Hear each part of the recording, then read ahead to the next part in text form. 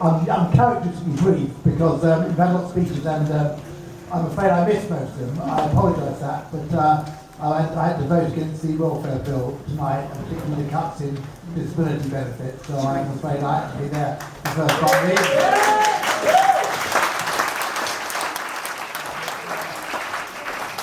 I just want to say something first to repeat what Meryl said about thanking the council. We started the campaign immediately back in the early summer of 2012, nearly 4 years ago, when this was announced. And what the biggest change happened when the council changed hands, because we did have a council previously which not only supported the demolition and the downgrading of Charing Cross, but put out a lot of black propaganda to try and disguise that from the people living in this borough.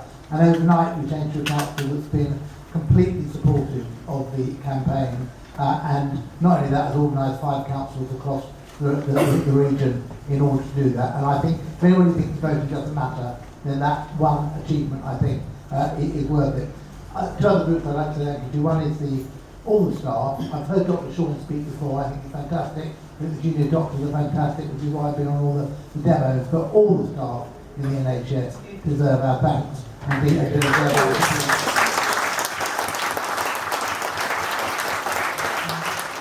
You should possibly clap yourselves as well, because as Anne has just said, without the huge public support, even though they tried to ignore that in the consultation, the huge public support, we wouldn't be where we are today. But particularly, Meryl, I have to say, that and the other members of the SaHF campaign, without that campaign, which has just been fantastic in keeping things going over those 4 years, and I know we'll carry on doing that.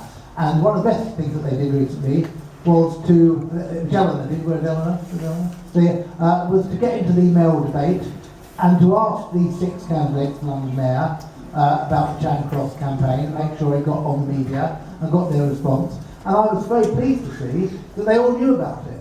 And that's a tribute to the fact of what's happened. Now, I won't be told not to be party political, but I noticed that there's a photograph of Khan holding the Keep Save Our Hospitals poster here, because Anne made him do it when he came down yesterday. Made him do it when he came down to do that. It is important that the mayor will have a lot to say, not just because power is being devolved down to a regional level, because they already have the planning powers and other powers. That is an important election, as important as the council election was. The final thing I would say is that, yes, John is absolutely right, and Steve is absolutely right.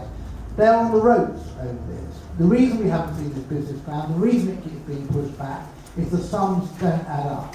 And the reason we have tried very hard to get the information. We've tried Freedom of Information Act, and they have lots of tricks to stop us getting hold of that.